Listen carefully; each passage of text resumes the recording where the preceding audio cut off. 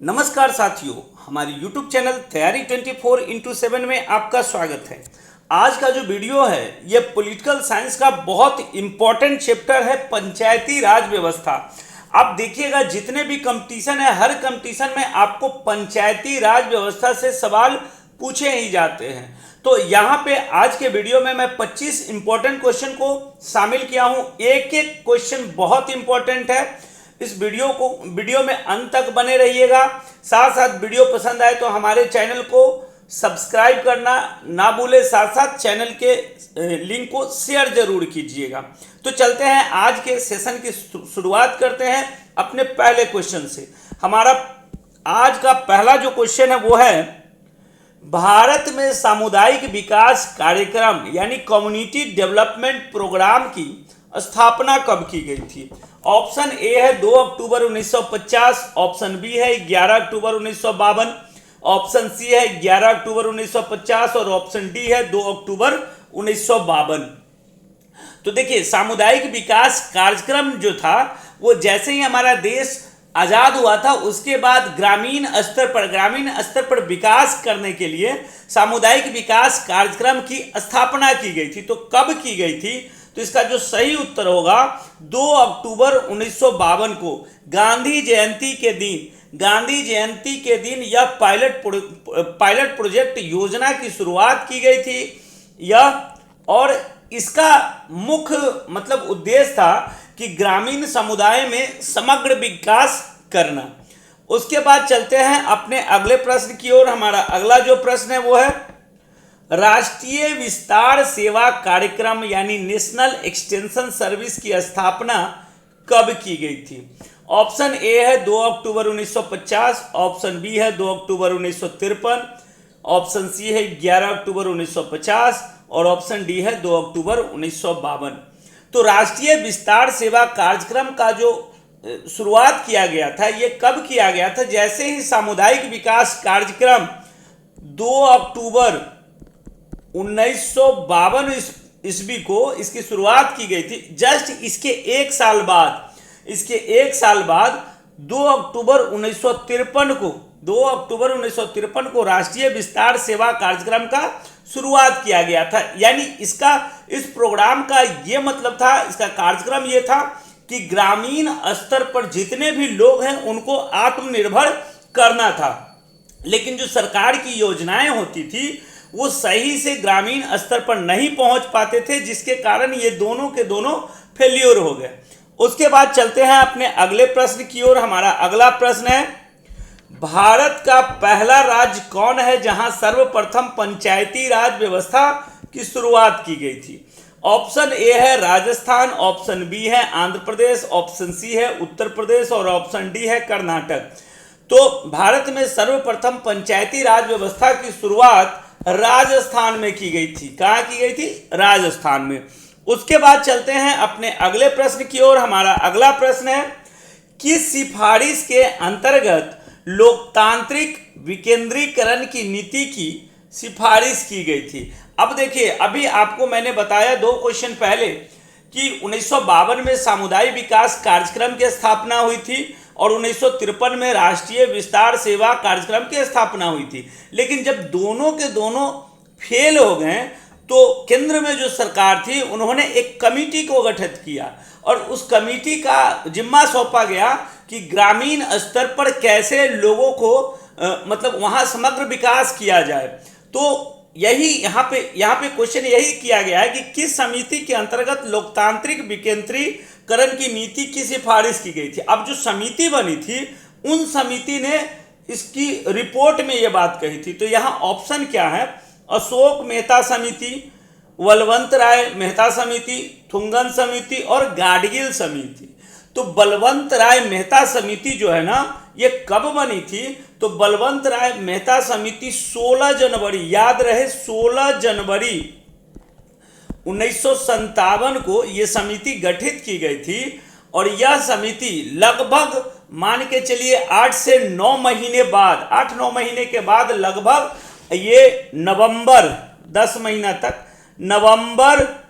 नवंबर 1957 में यही समिति अपनी रिपोर्ट पेश की और उसी रिपोर्ट में बलवंत राय मेहता समिति के रिपोर्ट में इन्होंने क्या सबमिट किया कि लोकतंत्र की जो शक्तियां हैं उसको विकेंद्रीकरण किया जाए, उसका क्या किया जाए, शक्तियों का बंटवारा किया जाए। तो इसका जो सही उत्तर क्या होगा, बलवंत राय मेहता समिति। इसी समिति ने लोकतांत्रिक विकेंद्रीकरण की नीति की सिफारिश की थी। उसके बाद चलते हैं अपने अगले प्रश्न की ओर। हमारा अगला प्रश्न है, पंचायती राज की शुरुआत कब की गई थी? ऑप्शन ए है 2 अक्टूबर 1959, 11 अक्टूबर 1959, 2 अक्टूबर 1957 और ऑप्शन डी में है आपका 11 अक्टूबर 1957। तो पंचायती राज की शुरुआत आपने सेकंड क्वेश्चन थर्ड क्वेश्चन में देखा था कि पंचायती राज की शुरुआत भारत में सर्वप्रथम राजस्थान में हुई थी। तो ये हुआ था आपका 2 अक्टूबर 1959 को राजस्थान के नागौर जिला में। कहाँ हुआ था? तो राजस्थान के नागौर जिला में सर्वप्रथम पंचायती राज की शुरुआत की गई थी। तो सही उत्तर क्या हो जाएगा? 2 अक्टूबर 1959। उसके बाद चलते हैं अपने अगले प्रश्न की ओर। बलवंत राय मेहता समिति ने पंचायती राज को कितने स्तर पर रखने की सिफारिश की थी? अब देखिए, अभी आपको मैंने बताया कि बलवंत राय मेहता कमेटी जो थी 19 नवंबर 1957 में सरकार को जब रिपोर्ट सौंपती है तो इन्होंने ग्रामीण स्तर का अवलोकन करते हुए इन्होंने ग्रामीण स्तर पर जो राज्य है ना, मतलब वो 3 लेवल त्रिस्तरीय है ना, इन्होंने त्रिस्तरीय पर एक रिपोर्ट की सिफारिश की थी। अब यहाँ पे ऑप्शन यही दिया गया है, द्विस्तरीय, त्रिस्तरीय, 4 स्तरीय और 5 स्तरीय। तो इसका सही उत्तर क्या होगा? त्रिस्तरीय। अब त्रिस्तरीय में समझिए क्या क्या था। तो एक था आपका ग्राम सभा, मतलब ग्राम स्तर है ना। दूसरा था आपका ब्लॉक स्तर। ब्लॉक स्तर में आप समझते होंगे जैसे पंचायत समिति होता है, ग्राम स्तर पर मुखिया होता है, ब्लॉक स्तर पर आपका पंचायत समिति होता है। और आपका तीसरा जो होता है वो जिला स्तर। जिला स्तर पर आपका जिला परिषद हो जाता है ना। तो बलवंत राय मेहता कमेटी ने यही 3 स्तर पर इन्होंने क्या किया था, पंचायती राज को मतलब निर्माण करने का यह सिफारिश दिया था। यह त्रिस्तरीय था। उसके बाद चलते हैं अपने अगले प्रश्न की ओर। हमारा अगला प्रश्न है, राज्यों में ग्राम पंचायत के गठन की व्यवस्था भारतीय संविधान के किस अनुच्छेद में की गई थी? अब देखो, राज्यों में ग्राम पंचायत का गठन जो था ना, ये आपका, इसके लिए ऑप्शन देखिए क्या दिया गया है, अनुच्छेद 50, अनुच्छेद 48, अनुच्छेद 39 और अनुच्छेद 40। तो इसको थोड़ा समझना है। पहले जो ये ग्राम पंचायत का जो गठन था ना, ये अनुच्छेद 40 यानी नीति निर्देशक तत्व जो है ना, जो आपका भाग 4 के अंतर्गत है, इसी अंतर्गत अनुच्छेद 40 में इसे शामिल किया गया था। अब राज्य कल्याण के लिए जिस राज्य को अपना यहाँ से इसको लागू करता था, तो शुरुआती दौर में आपका जो क्या था, यहाँ अनुच्छेद 40 के अंतर्गत इसको संविधान के भाग 4 में नीति निर्देशक तत्व में इसको रखा गया था। उसके बाद चलते हैं अपने अगले प्रश्न की ओर। किस संविधान संशोधन के अंतर्गत पंचायती राज को 11वीं अनुसूची में जोड़ा गया था? ऑप्शन ए है 61वां संविधान संशोधन, ऑप्शन बी है 73वां संविधान संशोधन, ऑप्शन सी है 74वां संविधान संशोधन और ऑप्शन डी है 52वां संविधान संशोधन। अब देखिए, यह जो है ना, पंचायती राज को 11वीं अनुसूची में 73वां संविधान संशोधन के अंतर्गत इसे जोड़ा गया था। कब जोड़ा गया था? तो इसे ध्यान में रखना है, 24 अप्रैल, कब? 24 अप्रैल 1993, यानी 24 अप्रैल 1993 में 73वें संविधान संशोधन के अंतर्गत इसे जोड़ के लागू कर दिया गया था, है ना। उसके बाद चलते हैं अपने अगले प्रश्न की ओर। हमारा अगला प्रश्न है, भारतीय संविधान के किस भाग के तहत पंचायती राज को रखा गया है? ऑप्शन ए है भाग 9, ऑप्शन बी है भाग 10, ऑप्शन सी है भाग 11 और ऑप्शन डी है भाग 8। तो देखिए, संविधान में, भारतीय संविधान में पंचायती राज को भाग 9 के अंतर्गत रखा गया है। कहाँ रखा गया है? भाग 9 के अंतर्गत इसे रखा गया है। और इनका अगर कुल अनुच्छेद देखा जाए तो 243 से लेकर 243 ओ, 243 ओ, ये ओ ऑरेंज वाला ओ है ना, यहां तक इसको रखा गया है। उसके बाद चलते हैं अपने अगले प्रश्न की ओर। हमारा अगला प्रश्न है, किस समिति ने पंचायती राज को द्विस्तरीय बनाने के लिए सुझाव दिया था? अब देखिए, फिर समिति, अगली समितियां मतलब गठित की गई थी, उसमें से यह समिति जो है ना क्या किया था, पंचायती राज को 2 स्तर पे बनाने के लिए सुझाव दिया था। ऑप्शन क्या है देखिए, बलवंत राय मेहता समिति, अशोक मेहता समिति, ऑप्शन सी में है गाडगिल समिति और ऑप्शन डी में है थुंगन समिति। अब ध्यान में रखिए, ये बलवंत राय मेहता समिति तो त्रिस्तरीय बताया ही था। अशोक मेहता समिति जो है ना, अशोक मेहता समिति जिसकी स्थापना मतलब 1977 को की गई थी।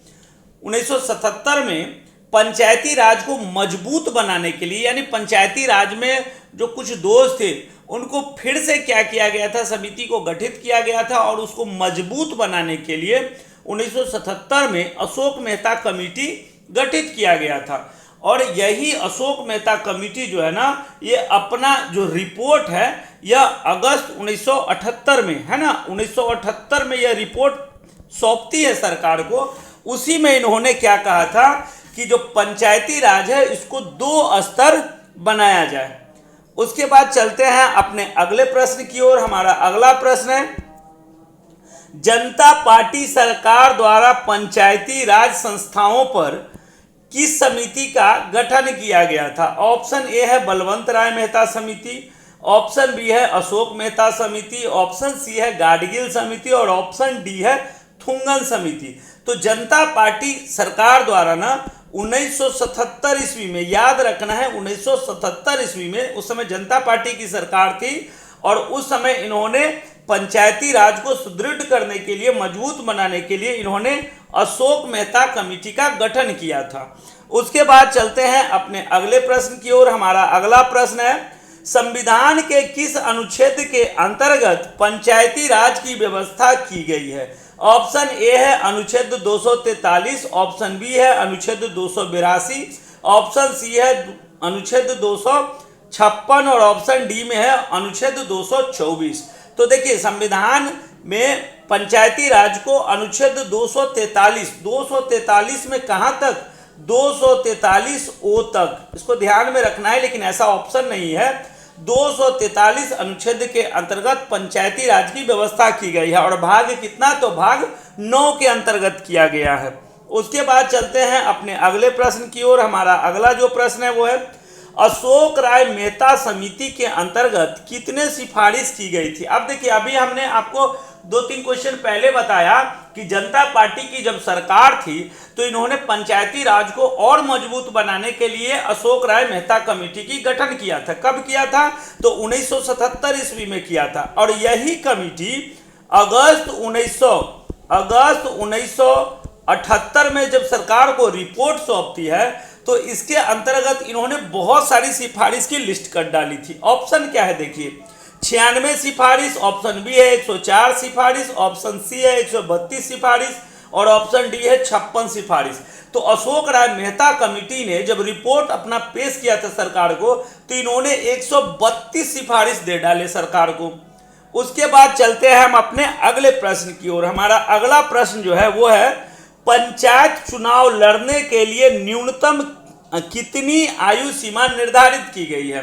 ऑप्शन ए है 18 वर्ष, ऑप्शन बी है 25 वर्ष, ऑप्शन सी है 30 वर्ष और ऑप्शन डी है 21 वर्ष।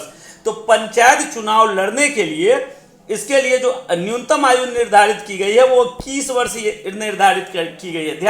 ध्यान रखिएगा, जनरली लोग कंफ्यूजन में आ जाते हैं। वोट देने का अधिकार 18 वर्ष, पंचायत चुनाव लड़ने के लिए कितना उम्र चाहिए, 21 वर्ष, लोकसभा या विधानसभा के लड़ने के लिए 25 वर्ष और राज्यसभा या विधान परिषद के इलेक्शन लड़ने के लिए 30 वर्ष और राष्ट्रपति और उपराष्ट्रपति के चुनाव के लिए 35 वर्ष। ये दिमाग में रखना है। उसके बाद चलते हैं हम अपने अगले प्रश्न की ओर। हमारा अगला प्रश्न है, पंचायत का चुनाव किस अनुच्छेद के अंतर्गत वर्णित है?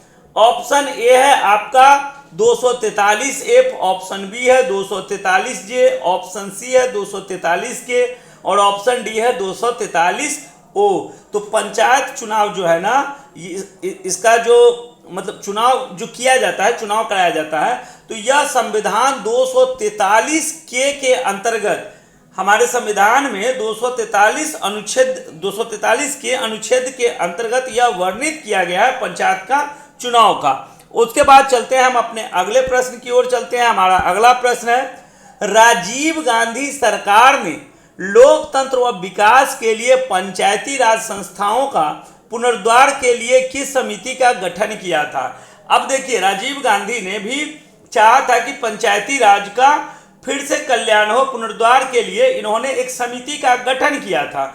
ऑप्शन ए है GV राव समिति, ऑप्शन बी है LM सिंघवी समिति, ऑप्शन सी है थुंगन समिति और ऑप्शन डी है गाडगिल समिति। तो यह जो था ना LM सिंघवी समिति, इनका नाम था लक्ष्मी मल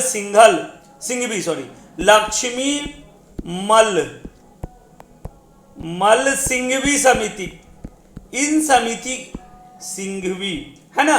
तो LM सिंघवी समिति को राजीव गांधी ने क्या किया था, पंचायती राज संस्थाओं को पुनरुद्धार के लिए इनको गठित किया था। उसके बाद चलते हैं हम अपने अगले प्रश्न की ओर। हमारा अगला प्रश्न है, ग्रामीण विकास एवं गरीबी उन्मूलन कार्यक्रम की समीक्षा करने के लिए किस समिति का गठन किया गया था? याद रखना है, ग्रामीण विकास एवं गरीबी उन्मूलन कार्यक्रम की समीक्षा करने के लिए किस समिति का गठन किया गया था? ऑप्शन है GV राव समिति, LM सिंघवी समिति, ऑप्शन सी है थुंगन समिति, ऑप्शन डी है गाडगिल समिति। तो यह जो था ना GV राव समिति, GV राव जो है ना, ये आपका आया था 1985 में।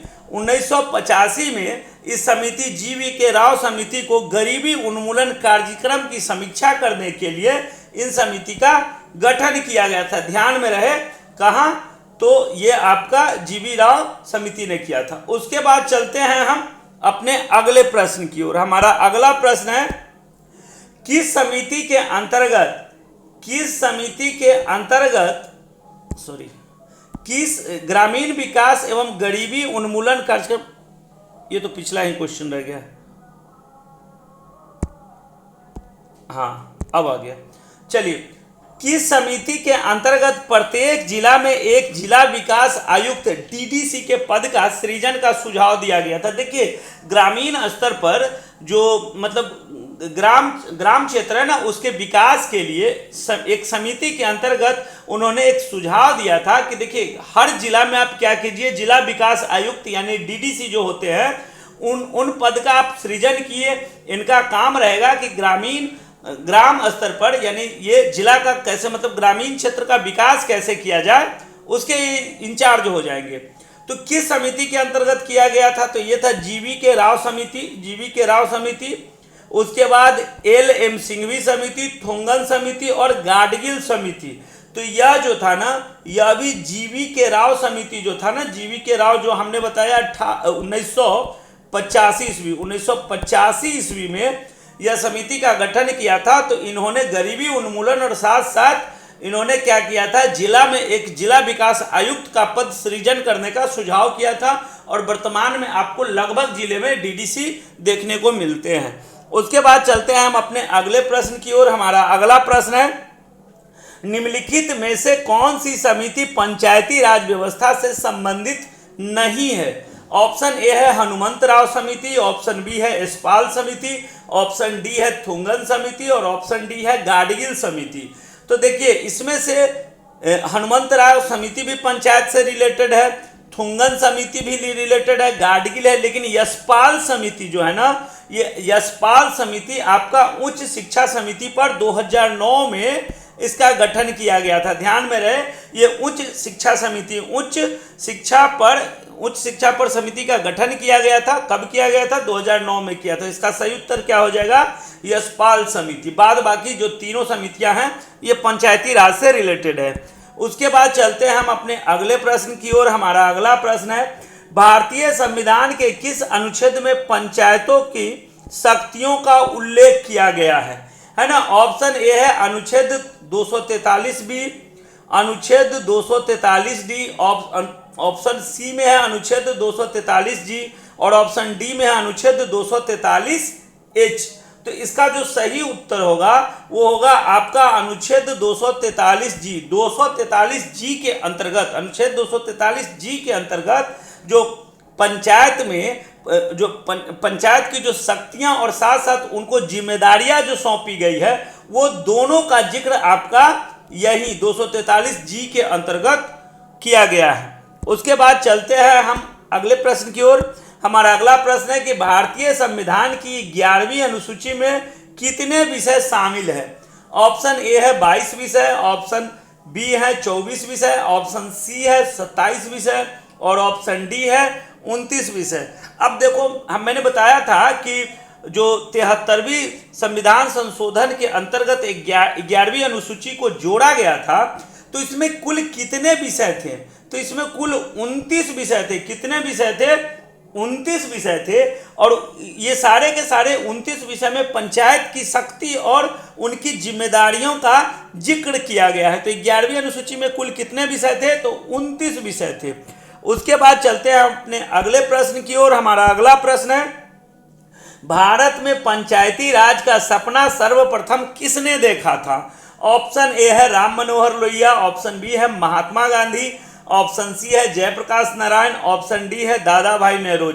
तो देखिए भारत में पंचायती राज का सर्वप्रथम सपना महात्मा गांधी ने देखा था। महात्मा गांधी का सपना था कि भारत में जो पंचायती राज व्यवस्था हो, केंद्रीय शक्ति का डिसेंट्रलाइजेशन हो, तो ये सब महात्मा गांधी ने देखा था। उसके बाद चलते हैं